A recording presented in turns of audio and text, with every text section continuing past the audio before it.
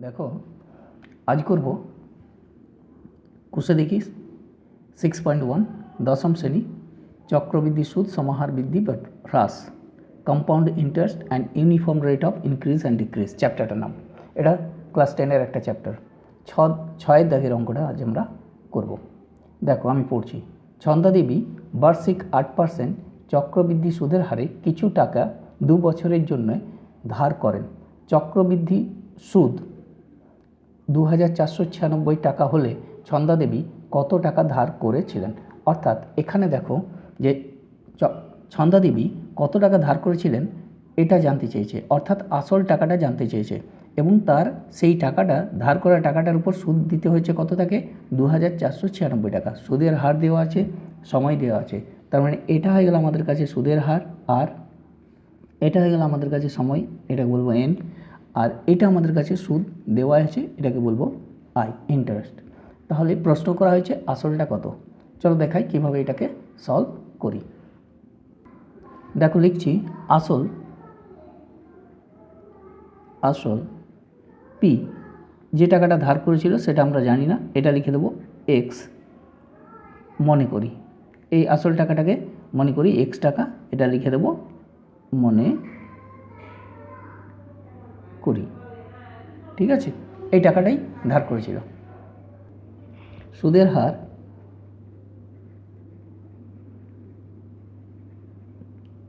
হার আর ইজিক্যালটা দেখো দেওয়া আছে কত পার্সেন্ট, 8%, এখানে লিখে দেবো 8%।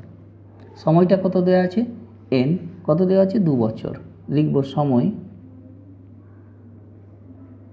এন ইজিক্যাল টু 2 বছর।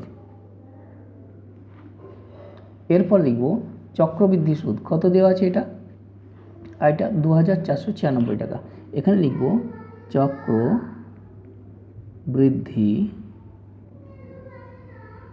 সুদ, যেটা আমরা আই বলি সেটাকে কত বলবো 2496 টাকা, 2496 এটা টাকা।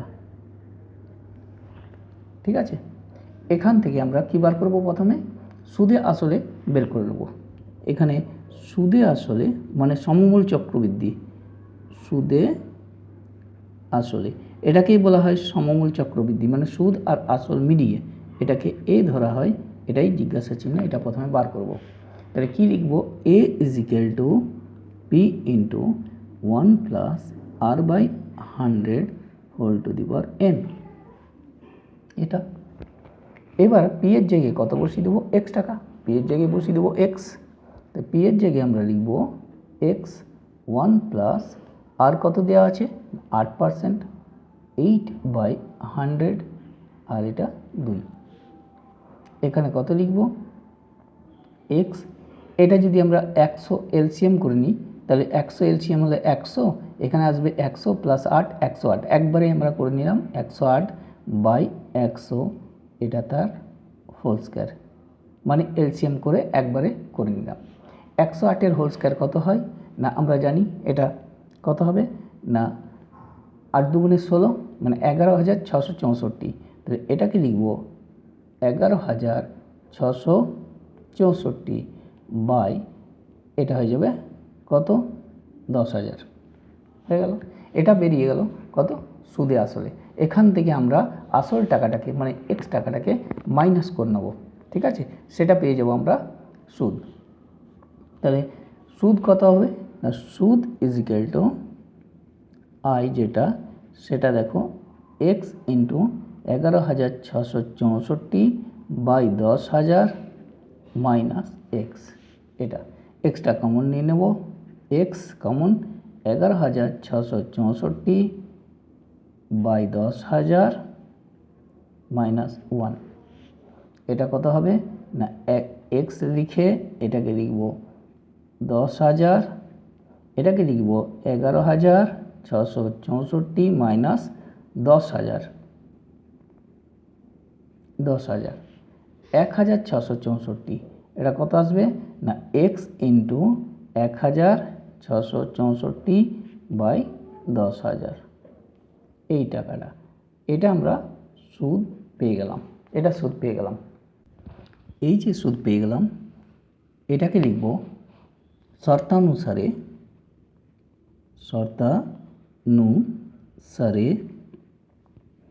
X into 1664 by 10,000 equal to 2496। এটা দেওয়া আছে 2496 টাকাটা দেওয়া আছে সুদ হিসাবে। তাহলে এক্স সমান, এটা উল্টো করে আমরা বসিয়ে দেবো 2496 ইন্টু 10,000 বাই 1664। 2 দিয়ে কাটছি, 2 8 16, 2 3 6, 2 2 4, 2 5 10, 3 0, 5000। আর দেখো এটাকে 3 দিয়ে কাটো, দেখো কেটে যাবে, 3 2 6, 3 3 9, 3 8 24, এটাকে 3 দিয়ে। তো অ্যান্সার কত হলো? 3 5 15,000। কত এলো না 15,000 টাকা। এটাই 15,000। তাহলে আমরা আসলটা পেয়ে গেলাম। তো আসল টাকা কত ধার নিয়েছিল না 15,000 টাকা। তাহলে আমাদেরকে প্রশ্ন করা হয়েছিল যে ছন্দা দেবী কত টাকা ধার করেছিল। তাহলে আমরা লিখে দেবো যে ছন্দা দেবী ধার করেছিল 15,000 টাকা। এই যে টাকাটা পেয়েছি, ছন্দা দেবী ধার করেছিল 15,000 টাকা। এরপর আমরা নেক্সট কোশ্চেনে চলে যাব। হ্যাঁ, দেখো কোষে দিকে 6.1-এর এবারে 7-এর অঙ্কটা করব। 7-এর দাগের অঙ্ক। চ্যাপ্টারটা সেম চ্যাপ্টার, আমি পড়ছি। বার্ষিক 10% চক্রবৃদ্ধি বৃদ্ধির হার সুদে কোনো আসলে 3 বছরের চক্রবৃদ্ধি সুদ 2648 টাকা হবে, তাই হিসেব করে লিখি। এখানে কি বলা আছে দেখো, সময়টা বলে দেওয়া আছে 3 বছর, সুদ বলে দেওয়া আছে 2648 টাকা, মানে আয়টা বলে দেওয়া আছে, সুদের হারটা বলে দেওয়া আছে 10%, এবং প্রশ্ন করা আছে কোনো আসলের, অর্থাৎ তা আসলটা বের করতে বলেছে। তাহলে প্রথম আমরা যেভাবে আগেরটা করলাম সেভাবেই করার চেষ্টা করব। চলো দেখাই আমরা এটা কীভাবে সলভ করি। দেখো আমি লিখছি আসল পি, এখানে লিখব আসল পি, আসল P is equal two x টাকা। এটা লিখে দেবো মনে করি, এখানে টাকা লিখতেও পারো বা এক্স লিখতে পারো, কোনো ব্যাপার নেই, যে আসল P is equal two x. এবং এখানে কী কী বলা আছে দেখো, সময় বলা আছে, তাহলে লিখে দেবো সময় এন।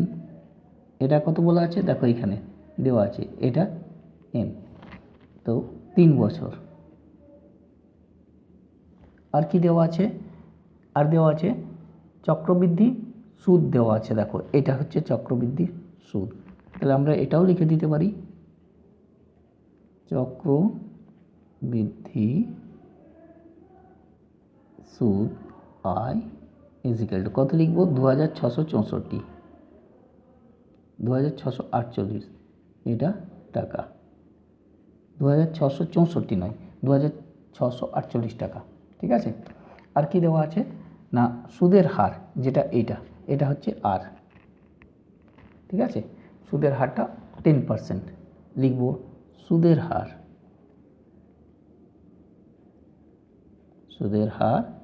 10%। এখন কি বের করব না, এখানে আমরা লিখব সুদে আসলে যেটা এ, ঠিক আছে, এটা বের করো। আমরা তো ফর্মুলা জানি যে এ ইজ ইকুয়াল টু, এটা তো সুদে আসলে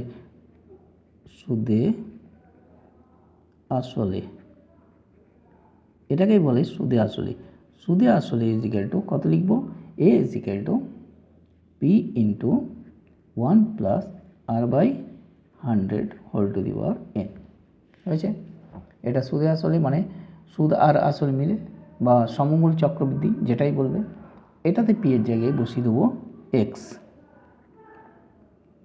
এখানে বসাবো 1, 10% বলা আছে, এখানে 10 বসিয়ে দেবো, এখানে 100 লিখবো।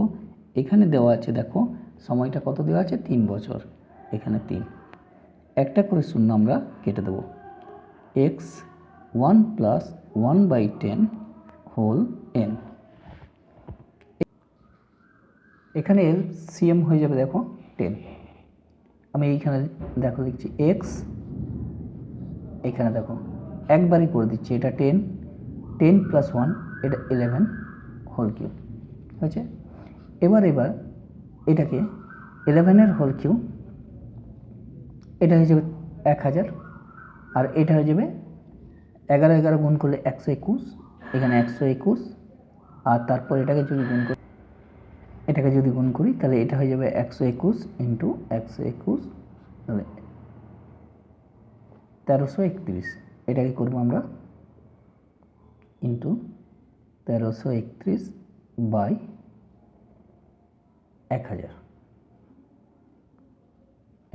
এটা 1331। হ্যাঁ, বুঝে নেবে, এটা 1331। দাঁড়ো, এটাকে কেটে দিই, এটা একটু ইয়ে হয়ে গেল। এটা লিখবো এক্স ইন্টু 1331 বাই 1000, এটা বাদ দিয়ে দাও।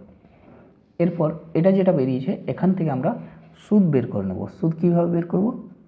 সুদ আই ইজ ইকুয়াল টু এটা থেকে এক্স ইন্টু 1331 বাই 1000, এখানে 1000টা দিয়ে 1000 মাইনাস এক্স, এটা হয়েছে। এই দুটো থেকে এক্স কমন যাবে, ঠিক আছে, এক্সটা কমন নিলাম। এখানে পড়ে রইল 1331 বাই 1000 মাইনাস 1। এখান থেকে কত আসবে? এক্স, এটাতে 1000, এটা আসবে 1331 মাইনাস 1000, তাহলে এটা আসবে 331। এক্স 331 বাই 1000, এটা আসছে। এটা সুদ বের করেছি। সুদ কিন্তু দেওয়া আছে, দেখো কত দেওয়া আছে, 2648, এটা কিন্তু সুদ দেওয়া আছে, আমরা বের করেছি। অতএব লিখব শর্তানুসারে। কত লিখব? শর্তানুসারে। অতএব শর্তানুসারে, ঠিক আছে, শর্তানুসারে এটা ইজ ইকুয়াল টু